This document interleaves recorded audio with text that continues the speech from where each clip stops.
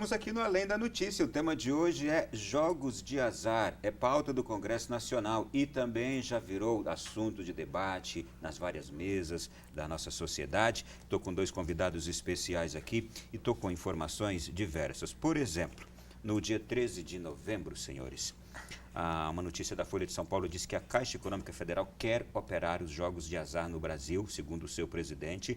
E aí ela deu aqui as seguintes razões. A Caixa quer ser o agente operador dos jogos de azar. Se estes forem legalizados, a afirmação de Gilberto Ock, seu presidente, disse assim: não vamos ter concessões disso tudo, mas acho que a Caixa pode ter credibilidade de jogos, por ter credibilidade de jogos no país, tem condições de oferecer seu serviço a essa estruturação.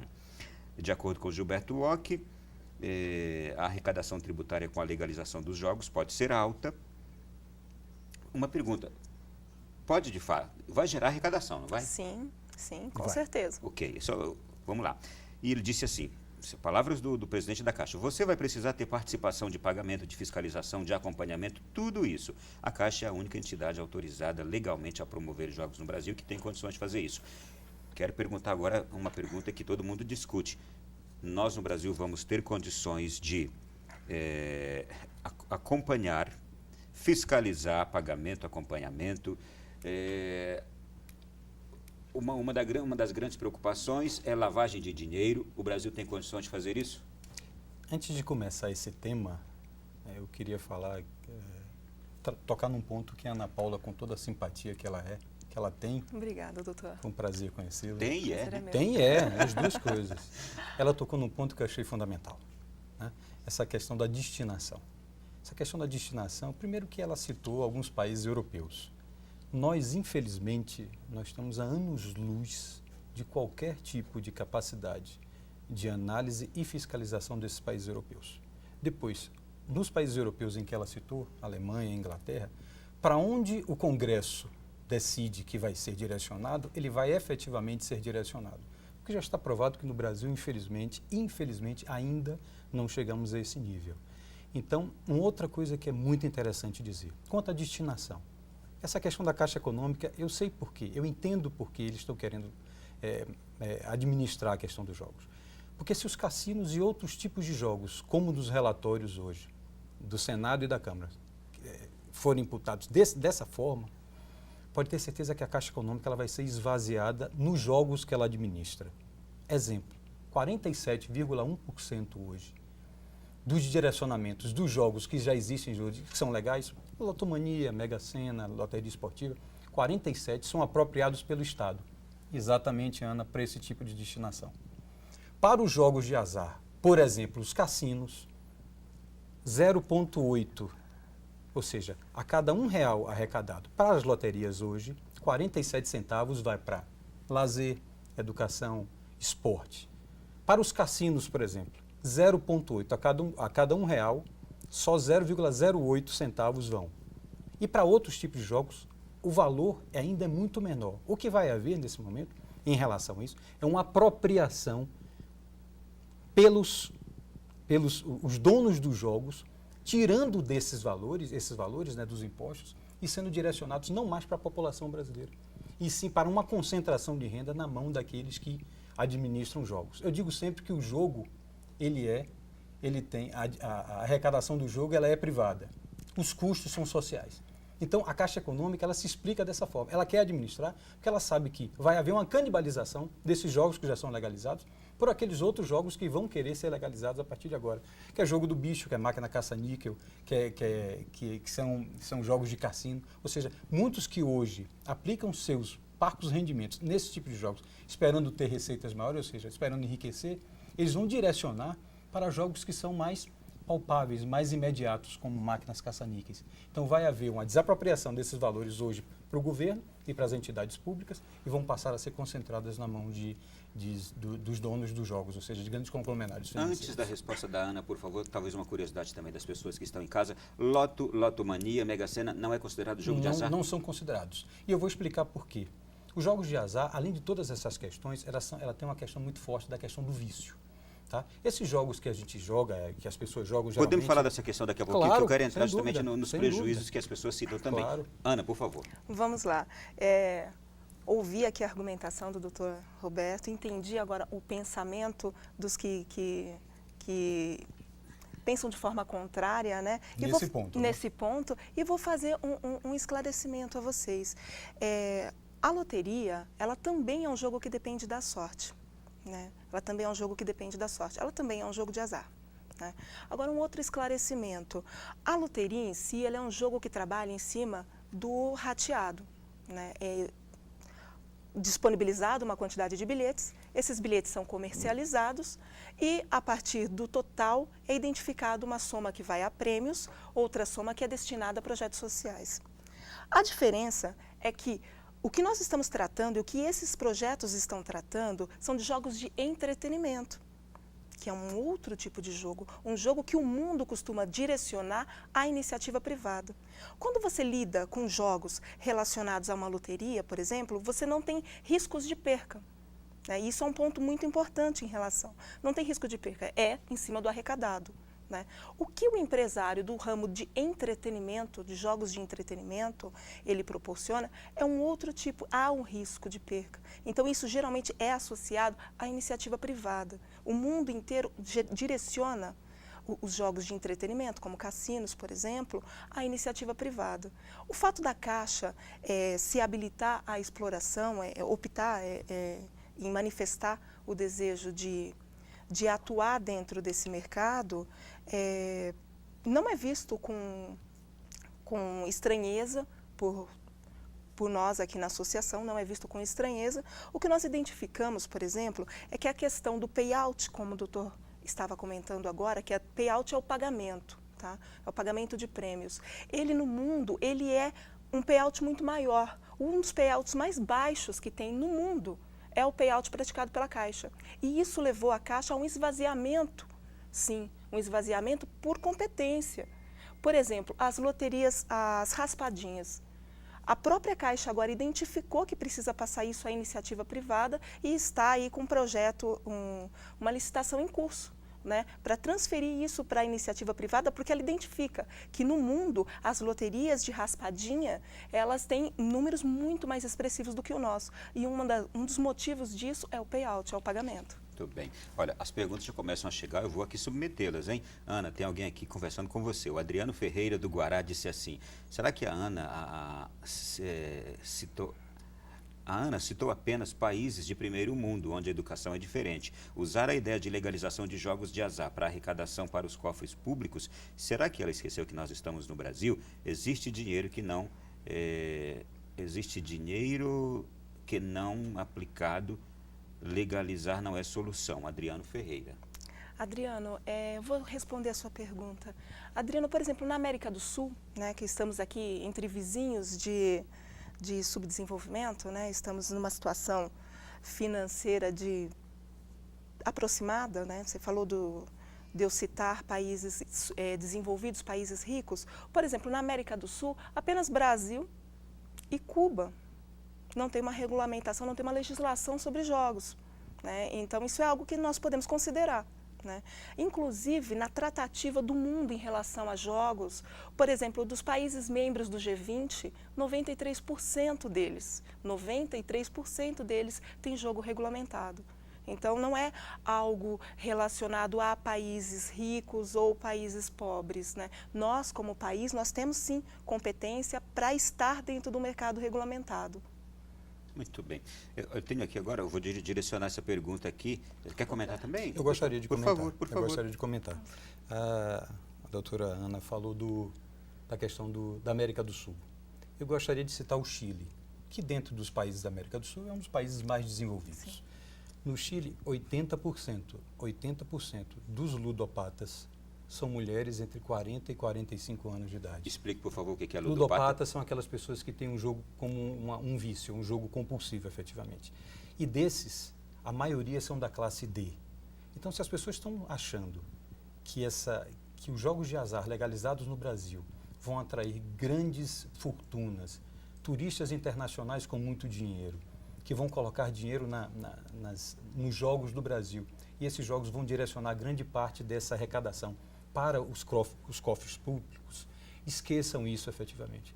No mundo, esse mesmo mundo que a Ana citou, a gente vê claramente que a grande maioria das pessoas que são atingidas pelos jogos de azar, seja através da ludopatia, seja através de grandes gastos e grandes débitos, são pessoas da classe média e média-baixa. São essas pessoas que são, na maioria das vezes, elas são aquelas que são viciadas em jogo efetivamente. A média dos débitos de pessoas nos Estados Unidos, ou seja, de estados nos Estados Unidos, está em torno de $35 mil de dívida. Então, 60% dessas pessoas, por exemplo, no estado do Wisconsin, nos Estados Unidos, que é onde tem um jogo legalizado, 60% desses ludopatas já pensaram em suicídio, 20% já praticaram uma tentativa de suicídio, efetivamente. Ou seja, nós estamos falando da classe menos favorecida. Dizer que uma pessoa vai sair de Monte Carlo, vai sair de outros países, né, ricos e vem jogar no Brasil, isso, na verdade, é uma grande falácia. A grande maioria da população que é diretamente atingida, seja por cassinos e resorts ou por outras formas de jogos, são as populações das próprias áreas. Em torno de 70% das pessoas que consomem o cassino, e na verdade nós estamos falando muito mais do que cassino.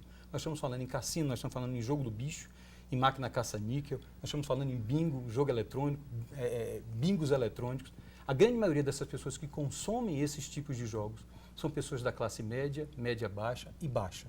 Então, essas são as verdadeiramente atingidas. Então, esse valor de 16, 18 bilhões, que toda hora eles inflam um pouco. Já chegou a 10, depois a 15, agora 18. Cada hora eles inflam esse valor cada vez mais. E as próprias entidades que vão ser cobradas pela essa regulamentação, que são o COAF, né, o Ministério Público Federal, os juízes federais e a Polícia Federal, já se pronunciaram no sentido, respondendo a sua pergunta, Ronaldo, no sentido de dizer que o Brasil e a Receita Federal dizer que o Brasil não está devidamente preparado, ou seja, não tem nem ferramentas técnicas, nem ferramentas humanas para fazer uma fiscalização aprofundada desses jogos. O Brasil precisaria tirar essa mania que nós temos. A gente bota o carro adiante dos bois.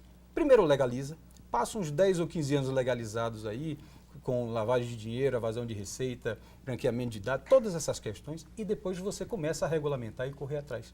Foram assim diversas situações.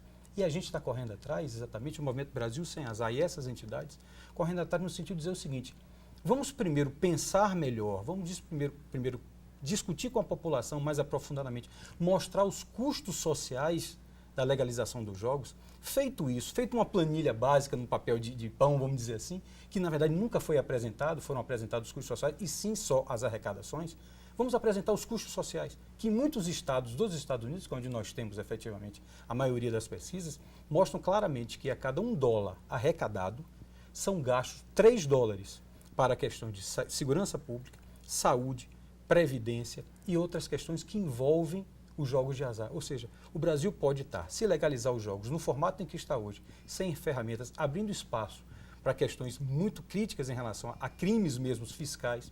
Além disso, pode estar dando um tiro no pé, porque a arrecadação pode ser extremamente inferior aos custos sociais, que hoje não estão sendo debatidos e não estão sendo levantados para aqueles que querem legalizar. Essa é a nossa principal reivindicação. Ana, fique à vontade, se quiser também retrucar a Vamos lá, vamos lá. Pegando um gancho aqui na preocupação do Dr. Roberto, e eu entendo ela como pertinente, quanto à questão de estarmos ou não preparados como nação para a regulamentação. Uma coisa que nós temos que levar em consideração é a competência, sim, dos nossos profissionais. Né? Nós temos aqui à disposição no país órgãos de extrema competência. Quando a gente fala no COAF, fala no Ministério Público, fala na Receita Federal, né? Eles têm diversas ferramentas à disposição no mundo. Né? Eles podem beber da fonte tecnológica de países como os Estados Unidos, como a Alemanha, né? Que tem aí diversas ferramentas para lidar com situações de controle. Então, nós vamos ter a oportunidade como nação de adentrar no mercado já de forma tardia, porque o mundo já está regulamentado há muito tempo. Então, nós podemos aí absolver as experiências positivas e as experiências, aprender com as experiências negativas de outras nações, né? E já buscar aquilo que deu certo, né? Aquilo que deu certo nas nações mais desenvolvidas. Então, Existem ferramentas tecnológicas para controle, né? Eu confio e confio nas instituições brasileiras e é importante que nós façamos isso, né? Nós estamos vivendo um momento singular na história do Brasil, né? Nós estamos vendo, por exemplo, a Operação Lava Jato e todos esses escândalos sendo apurados, né? Então, nós podemos dizer sim que há competência profissional regulatória dentro do país, sim. Eu tenho aqui a participação do Bruno Massoto, ele é de Tombos, em Minas Gerais. Tudo bem, Bruno? Como pode jogos de azar melhorar a segurança pública, já que jogos de azar geram conflitos, principalmente causados pelas desigualdades sociais, já que há o acúmulo de capital nas mãos de poucos, está dizendo ele aqui. Tenho também, deixa eu ver mais aqui, mais participações. Marcelo Eusébio Marrocos, ele é de Recife, Pernambuco. Boa noite, Marcelo.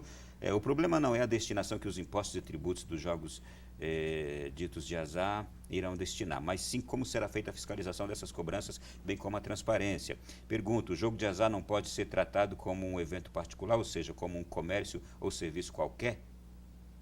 O que vocês dizem sobre isso? Eu só queria, se você me permite, Ana, Claro, doutor. dizer que, na verdade, em momento algum, quando eu coloquei aqui que o COAF, o Ministério Público Federal, a Receita Federal e a Polícia Federal não estão preparadas, eu não estou colocando em xeque a competência deles. Jamais. Muito pelo contrário. Eu, como advogado, eu reconheço essa competência e é cada vez maior, cada vez pessoas mais preparadas estão nesse lugar. O que eu estou é reproduzindo o que eles mesmos disseram. Quando a Ana diz que ela confia na competência deles, eu digo que eles já se pronunciaram publicamente, inclusive o Ministério Público Federal, através de uma nota técnica, eles já disseram, nós não temos. Não é competência, não. Os profissionais têm competência. Nós não temos ferramenta técnica e ferramenta humana. Nós não temos quantitativo de pessoal. Ronaldo, nós estamos num país onde é um país cada vez mínimo, ou seja, o Estado é cada vez menor, o Estado quer cada vez menos investir no funcionalismo público. Se você for legalizar jogo de azar no Brasil hoje, com as ferramentas inexistentes que nós temos hoje, para analisar e para fiscalizar esse quantitativo de dinheiro, e nesse formato que está aí, na questão dos relatórios, nós vamos abrir espaços enormes para o que eles mesmos dizem. Lavagem de dinheiro, evasão de receita, sonegação fiscal, porque na verdade existem 1001 formas nesse sentido. Os Estados Unidos até hoje, depois de vários e vários anos de legalização, os Estados Unidos até hoje desenvolvem ferramentas para controlar e são necessárias. O Brasil, os próprios órgãos estão dizendo, nós não temos nenhuma ferramenta nesse sentido. Agora, nós vivemos num país onde a gente não consegue fiscalizar nem a gasolina que a gente bota no carro. A gente consegue fiscalizar um jovem de 18 anos para comprar bebida alcoólica no supermercado. A gente não consegue fiscalizar absolutamente nada no país. Porque, na verdade, falta quantitativo de pessoal. Se é a gasolina, eles dizem que não podem analisar todos os postos, porque, na verdade, falta gente. Como é que nós vamos criar mais uma obrigação para essas entidades que elas mesmas dizem? Nós não temos ferramenta, nós não temos material humano para isso. Eu não entendo como isso pode acontecer. Podemos continuar daqui a pouquinho no próximo bloco? Vamos lá. Então, você que está nos acompanhando aí, estou recebendo aqui a sua mensagem também. Já já vou repassá-la aqui, as suas perguntas também.